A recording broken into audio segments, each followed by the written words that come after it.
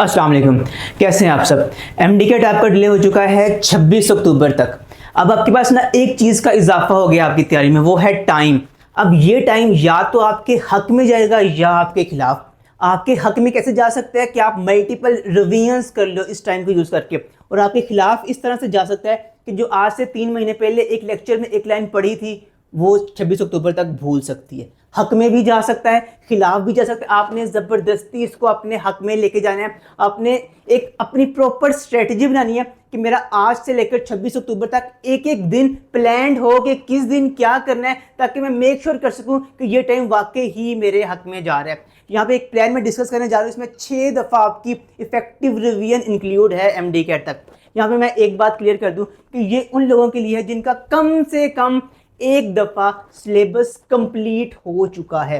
अगर आपके अभी कुछ बैकलॉग्स हैं, आपने पहले वो बैकलॉग्स ख़त्म करने हैं, उसके बाद से आपका ये स्केड्यूल स्टार्ट होगा। लेकिन अगर एक दफ़ा सिलेबस कंप्लीट हो गया है तो आपका स्केड्यूल आज से स्टार्ट हो रहा है। ठीक है, अब इसकी ना 3 पार्ट्स में डिवीजन है। एक आज, एक 5 अक्टूबर को हम आपका लेने जा रहे हैं मिनी एमडी कैट। 5 अक्टूबर को पहले एमडी कैट था, नहीं हुआ, हम लेंगे पूरे पाकिस्तान का mini MD CAT free of cost. ठीक है, उसके लिए क्या प्रोसीजर है आपको डिटेल्स डिस्क्रिप्शन वगैरह में मिल जाएगी। और फिर 26 अक्टूबर को आपका रियल एमडी कैट होगा। इस मिनी एमडी कैट का मकसद ये है कि आपको रियल एमडी कैट से पहले एक दफ़ा एमडी कैट लेवल पर कंप्लीट करवा दिया जाए। एक आज, एक 5 अक्टूबर, एक 26 अक्टूबर। अब 2 विंडोज़ है आपके पास, एक आज से लेकर 5 अक्टूबर तक और फिर 5 अक्टूबर से लेकर 26 अक्टूबर तक। अब इनकी भी आगे डिवीजन्स है। आपने एक चीज़ हमेशा याद रखनी है कि जो आपके एमडी कैट के आखिरी 7 दिन होते हैं ना, वो आपकी आखिरी रिवीजन के लिए होते हैं, उनको आप नहीं छेड़ सकते, वो आपके फिक्स्ड हैं। ठीक है, यहाँ पे आपके आखिरी 7 दिन 20 से लेकर 26 तक फिक्स है, और यहाँ पे भी आपके आखिरी 7 दिन 5 अक्टूबर मिनी एमडी कैट से पहले ये फिक्स है। ये 14 दिन आपके स्केड्यूल से निकल चुके हैं, ये आपके फिक्स है। इनको आपने एक ही प्लान के थ्रू गुजारना है ताकि आपकी जो आखिरी वीक की रिवीजन हो वो इफेक्टिव हो। आप जब मिनी एमडी कैट में बैठे या एमडी कैट में बैठे तो आपके माइंड में वो सब कुछ रिकॉल हो सके जो कि आपने आज से 3 महीने पहले भी पढ़ा था। अब यहां से लेकर यहां तक तैयारी के लिए और यहां से लेकर यहां तक तैयारी के लिए आपके पास 2 डिफरेंट पाथवेज हैं। पहले डिस्कस करते हैं पहले वाला।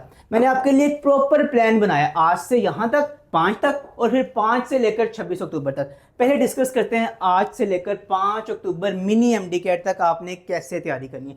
जो आपका पहला फेज है ना, आज से लेकर 29 सितंबर तक, ये वो फेज है जो कि आप पे डिपेंड करेगा कि आप किस तरह से गुजारते हो। अगर तो आपकी एक दफ़ा अच्छे से तैयारी हुई है, आप ये रिकमेंडेड प्लान फॉलो कर सकते हो। अगर नहीं हुई आप अपना प्लान यहाँ बना सकते हो। मैं आपको वो बता रहा हूँ जो मैं रिकमेंड करता हूँ कि आप ये प्लान गुजारें। अच्छा, इस प्लान में क्या होगा, आपके पास ना बायो को तैयार करने के लिए ना 4 दिन होंगे। ठीक है, 15, 16, 17, 18, आप इन 4 दिनों में ना सिर्फ और सिर्फ बायो तैयार करोगे, और आखिरी दिन चौथे दिन ना एक एफएलपी सॉल्व करोगे 180 नंबर का, और आप मेक श्योर करोगे कि उस 180 नंबर में से आपके बायो में 81 आउट ऑफ 81 लाजमी आए, क्योंकि अभी आपने 4 दिन लगा के पूरी बायो रिवाइज की। बायो के जो भी वीक टॉपिक्स हैं, किसी की प्रैक्टिस रहती है, किसी के शॉर्ट लिस्टिंग रहती है, आप सब कुछ इन्हीं 4 दिनों में करोगे। बायो को यहाँ पे कंप्लीट कर दोगे और एट द एंड एक एफएलपी भी सॉल्व करोगे।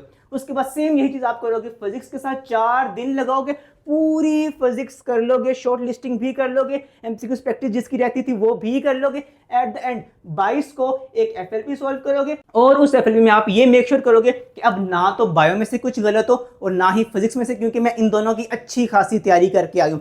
सेम ये चीज़ आप आगे फॉलो करोगे केमिस्ट्री के लिए। 4 दिन लगा के पूरी केमिस्ट्री करोगे, उसकी शॉर्ट लिस्टिंग भी करोगे, उसके एमसीक्यूज अगर कुछ रहते थे प्रैक्टिस करने वाले वो भी करोगे 4 दिन लगा के, और चौथे दिन एक एफएलपी सॉल्व करोगे 180 नंबर का। और अब मेक श्योर करोगे कि ना बायो में से कुछ गलत हो, ना फिजिक्स में से, ना केमिस्ट्री में से, क्योंकि ये मैं चीज़ अभी करके हूँ। उसके बाद अगले 2 दिन आप करोगे इंग्लिश और एलआर, और सेम एफएलपी सॉल्व करोगे।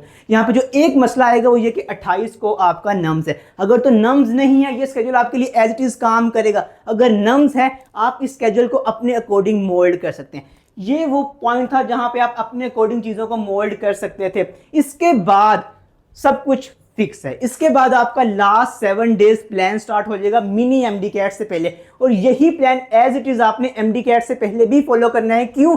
ताकि आप इसकी यहाँ पे एक दफ़ा प्रैक्टिस कर लें कि क्या चीज़ काम की, क्या चीज़ काम नहीं की, और जब मैंने एमडी कैट से पहले यही प्लान फॉलो करना है तो मैं इसको इम्प्रूव्ड वे में फॉलो कर सकूँ। अब ये प्लान किस तरह से है, ये प्लान इस तरह से कि पहले दिन आप बायो पूरी करोगे, जो आपने अभी 4 दिन लगा के पूरी बायो की थी ना, 4 दिन लगा के अच्छे से आपने उसकी शॉर्ट लिस्टिंग भी कर ली थी, अब आप उसको एक दिन में पूरी बायो रिवाइज करोगे और रात को एक FLP सॉल्व करोगे और मेक श्योर करोगे कि उस FLP में बायो में कुछ भी गलत ना हो। 180 नंबर का होगा लेकिन बायो में कुछ गलत नहीं करना। अगले दिन आप करोगे फिजिक्स और एक FLP, मेक श्योर करोगे कि ना अब बायो में कुछ गलत हो ना फिजिक्स में। फिर केमिस्ट्री सेम वही प्लान, फिर इंग्लिश सेम वही प्लान। 4 दिन 4 सब्जेक्ट 4 FLPs। अगले 2 दिन कोई MCQ सॉल्व नहीं करना, अगले 2 दिन सिर्फ और सिर्फ रिवीजन करनी है। पहले दिन बायो और फिजिक्स, फिर केमिस्ट्री और इंग्लिश और LR, 2 दिन रिवीजन और 5वें दिन आपका 5 अक्टूबर को आपका मिनी MDCAT होगा। आप देखोगे नेशन वाइड compete करोगे 10,000 लोगों के साथ कि आप कहाँ स्टैंड कर रहे हो, और आप ये भी देख लोगे कि जब मैंने लास्ट वीक प्लान फॉलो भी कर लिया मेरी कितनी तैयारी हुई, उसके बाद भी आपके पास चांस होगा। अब उसके बाद क्या होगा आपका वो देखते हैं। 5 अक्टूबर से लेकर 26 अक्टूबर तक, 5 से लेकर 20 तक है आपके पास 14 दिन, और 20 से लेकर 26 तक है 7 दिन। ये 7 दिन तो फिक्स है ना, इन्हें तो बिल्कुल ही नहीं छोड़ना। ये तो सेम आपने वही प्लान फॉलो करना है जो 5 अक्टूबर से पहले फॉलो करके हो। अब ये जो 14 दिन है 5 से लेकर 20 तक, ये इस तरह से डिवाइड करने हैं आपने कि पहले 3 दिन आपने बायो दोबारा से करनी अच्छे से। आपने ये मेक श्योर कर लेना है कि आपने जो बायो का आज से 3 महीने पहले कुछ पढ़ा था ना, वो भी आप अपने माइंड में इन 3 दिनों में फ्रेश कर लो। बायो अच्छे से दोबारा से करनी है और एक FLP भी सॉल्व करना है और मेक श्योर करना है कि इस FLP में बायो में से कुछ गलत ना हो, क्योंकि बायो अभी अभी माइंड में फ्रेश की है। सेम ये चीज़ आपने करनी है केमिस्ट्री के साथ। FLP सॉल्व करना है, मेक श्योर करना है कि यहाँ पे आप केमिस्ट्री का कुछ गलत ना हो। सेम 3 दिन आपने देने आगे फिर फिजिक्स को, सब कुछ सारे फॉर्मूलाज रिवाइज कर लेने हैं और मेक श्योर करना है कि इस FLP में फिजिक्स में से कुछ गलत ना हो। आगे 2 दिन देने आपने इंग्लिश LR को और एक FLP। आगे ये जो 3 दिन है ना, ये 3 दिन आ गया बहुत इंपॉर्टेंट है। ये 3 दिन वो है जहाँ पे आपने कोई अब MCQ सॉल्व नहीं करना। आपने क्या करना है कि आपने लास्ट वीक की ना यहाँ पे तैयारी स्टार्ट करनी है। लास्ट वीक 20 अक्टूबर को आपने ना बायो पूरी करनी थी, ठीक है। आप क्या करोगे, आप 17 अक्टूबर को ना बायो के सारे वीक टॉपिक्स ना एक दफ़ा याद कर लोगे, रिवाइज कर लोगे। क्यों?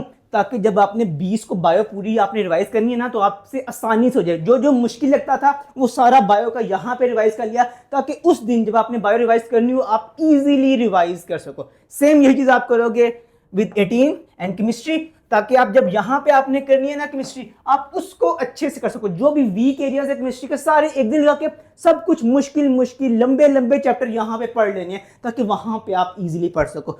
सेम ये चीज़ आपने करनी फिजिक्स के साथ, ताकि यहाँ पे फिजिक्स वाला दिन अच्छा गुजरे। अगर ये दिन अच्छे गुजरे होंगे आगे MDCAT भी अच्छा गुजरेगा।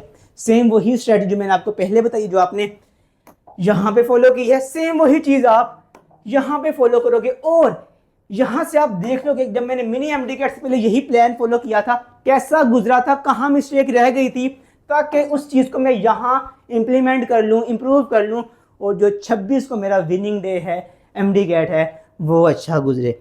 अब एक चीज़ आपने माइंड में रखनी है, मैंने आपको जैसे बताया कि टाइम आपको मिल गया है।